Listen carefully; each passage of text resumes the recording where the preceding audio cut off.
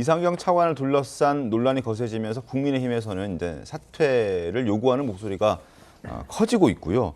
민주당에서조차 국민의 비위를 상하게 하는 파렴치한 사람이다라고 얘기를 하면서 이재명 대통령의 결단을 촉구하는 목소리가 나오기 시작했습니다. 목소리 들어보시죠. 얼마나 많은 국민들이 분노하고 좌절하게 했는지 그 말의 무게를 부처의 차관으로서 알고 있는지 국토교통위원회 명의로 이상경 차관 사퇴 촉구의 결의를 모았습니다. 국민들이 분노하고 절망하고 우라병에 걸릴 정도면 지금쯤은 대통령실이 나서야 됩니다. 지금 책임을 회피하고 뒤에 숨어서는 안 됩니다. 부동산 책임자인 차관이 자기는 가지고 있으면서 국민 염장 지르는 소리 하면 되겠어요? 버티면 되겠다 하겠죠. 저는 그 아주 바람치한 사람이라고 생각해요. 그렇게 나가야 돼요. 자, 지금 국토위원들의 목소리 확인시켜 드렸는데요. 권영진 국민의힘 국토위 간사 역시 이 정도의 안건이라면 여야 가리지 않고 지금 민주당의 국토위 의원들도 동의를 해줘야 된다. 지금 이상경 국토부 1차관의 사퇴를 요구하는 목소리에서는 한 목소리를 우리가 내줘야 되는 것 아니냐라는 의견을 내고 있는 상황입니다. 어떻게 보셨습니까? 가능할까요? 사실 이 부분에 관해서 굉장히 중요한 게 저는 여론이라고 생각을 합니다. 네. 지금 뭐 박지원 의원이 뭐 여론을 다 대변한다고 볼 수도 없는 거고요. 그러나 이제 국민의힘 그 의원들이 그 이상경 차관에 대해서 사퇴 요구하는 거는 또 여권으로서는 네. 정치 공세다 이렇게 볼 소지가 있는 거거든요. 그래서 자, 그러면 정치 공세냐 아니면 당연히 사퇴해야 되는 이유가 있는 것이냐 하는 부분을 결정해주는 매우 중요한 전기가 저는 여론이라고 봅니다. 네. 그래서 아마 오늘 뭐 내일 정도에 이제 여론조사 결과가 나오고 뭐 그런 것들이 어떤 영향을 준다면 이상경 차관이 버티기가 어려울 것으로 보고 그리고 이제 만약에 여론의 흐름이 뭐 그렇게 큰 변화를 겪지 않는다고 할지라도 네. 지금의 국민 정서상 특히 이제 이게 수도권의 문제 아니겠어요? 그렇습니다. 그러면 이제 수도권에서 정말 그 유권자들이 뭐라고 판단하는가 이게 11호 그 부동산 대책의 신뢰성하고도 관련이 있는 겁니다. 그래서 과연 여기서 그 여론을 우리가 정확하게 지금 측정할 수는 없지만 네. 여론조사로 나오는 그 결과가 제가 보기엔 이상경 차관의 거취에 매우 중요한 변수가 될 걸로 보입니다. 알겠습니다. 자, 여야 불문하고 지금 쏟아지는 이런 비판에 이상경 차관 발언 논란 나흘 만에 어제 사과했습니다. 그러나 사과를 하는 형식과 내용에 대해서 비판이 계속 이어지고 있습니다. 일단 목소리 한번 들어보시죠. 시장이 안정화되고 그 안정화돼서 집값이 떨어지면 내 소득이 또 계속 또 벌게 되면 그 돈이 또 쌓이면 또 그때 가서 하면 되거든요. 어차피 기회는 돌아오게 돼 있다고 저희는 보고 있습니다. 고위공직자로서 국민 여러분의 마음에 상처를 드린 점 진심으로 사과드립니다. 내 집 마련의 꿈을 안고 열심히 생활하시는 국민 여러분의 입장을 충분히 헤아리지 못했습니다. 진심으로 사과드립니다. 또한 저의 배우자가 실거주를 위해 아파트를 구입했으나 국민 여러분의 눈높이에는 한참 못 미쳤다는 점을 겸허히 받아들이고 재차 사과의 말씀 올리겠습니다. 자, 이상경 차관의 사과에 국민의힘 김은혜 의원은 과거 김의겸 청와대 대변인의 해명이 생각난다라면서 한 번 더 비판했습니다. 김은혜 의원 목소리 들어보시죠. 집값 떨어지면 사라는 게 차관의 말인데 정작 본인은 집값이 오를 때 사더라고요. 돈 버는 법 제대로 보여주고 있습니다. 반드시 정부 대책과 반대로 가라고요. 더 넓고 더 나은 집에서 살고 싶은 그 소망, 국민 모두가 똑같습니다. 그런데 그런 국민이 하면 투기꾼이고 나는 예외다? 그게 서민들 천불나게 하는 거죠. 차관이 오늘에야 사과를 했는데 그것도 배우자 타니까 전 옛날에 김의겸 대변인 해명이 생각이 납니다. 자, 과거 김의겸 청와대 대변인도 부동산 투기 논란에 대해서 몰랐다.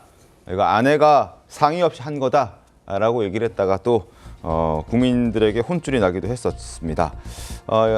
김의겸 전 청와대 대변인 아내가 상의 없이 내린 결정이었다. 시세 차익 보면 크게 쏘겠다라고 얘기했고 1364자의 입장문으로 사퇴를 했던 그 김의겸 당시 청와대 대변인과 지금 이상경 차관이 똑같아 보인다라는 게 김은혜 의원의 목소리였습니다. 어떻게 보셨습니까? 아마도 판교 아파트 명의자가 부인인 것 같아요. 네, 그렇다 뭐 보니까 그렇겠죠. 이제 부인 뒤에 숨은 것 같은데 부적절하죠. 음. 그러니까 공직자들이 이런 논란에 휘말려서 그 동안에 뭐 사과도 했고 사퇴도 했고 네. 여러 이제 선례들이 있었는데 이게 사과를 해도 사과 같지 않게 느껴지는 그런 잘못된 사과의 사례들이 숱하게 있거든요.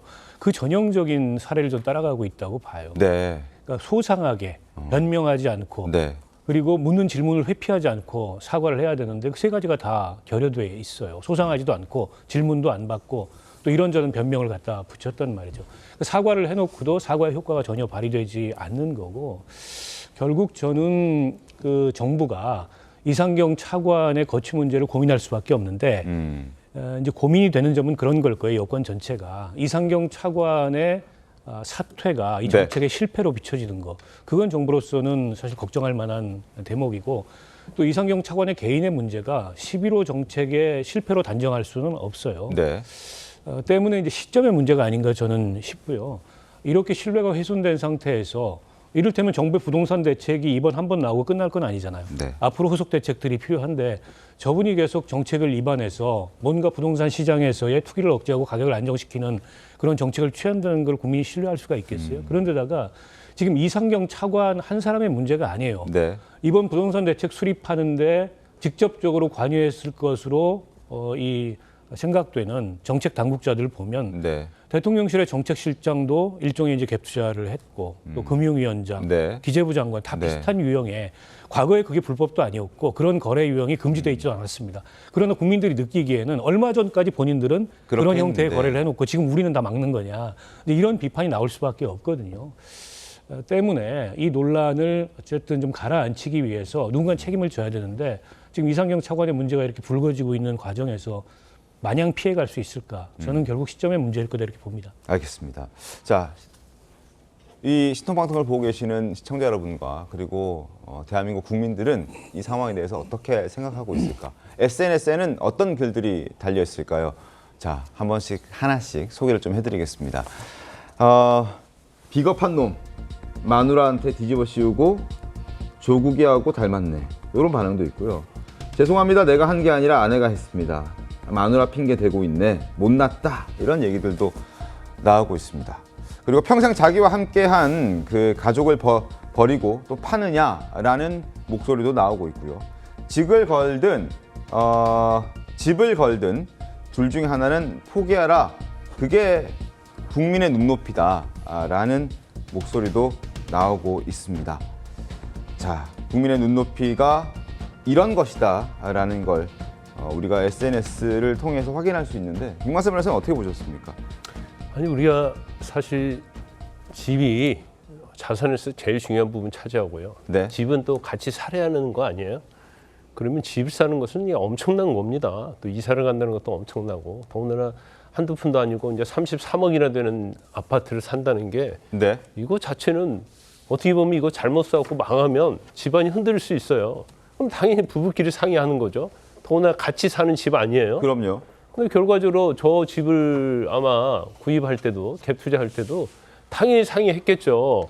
그리고 그 돈 자체가 와이프 돈이냐 자기 돈이냐 같은 돈 아니에요. 근데 이걸 아내가 뭐 알아서 한 것처럼 하고 또 거기다 또 뭐라고 했냐면 또 실거주 또 얘기를 또 하는 거예요. 네. 자기는 이제 아무런 문제가 없다. 그렇지만 죄송하다.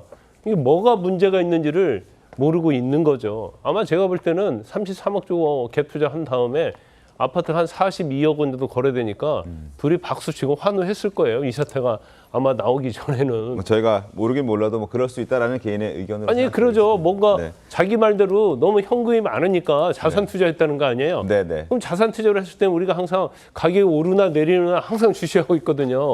근데 오르니까 아 역시 우리의 선택이 옳았다.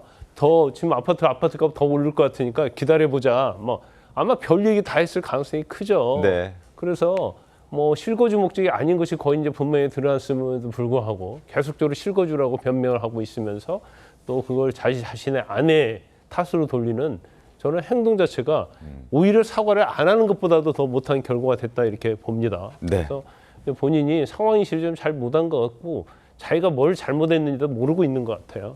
그러다 보니까 아마 제가 또 사과를 한다랄지 또 인터뷰를 하면 네. 또 악수를 들 가능성이 크다. 왜냐하면 현 상황 인식을 잘 못하고 있기 때문에. 알겠습니다.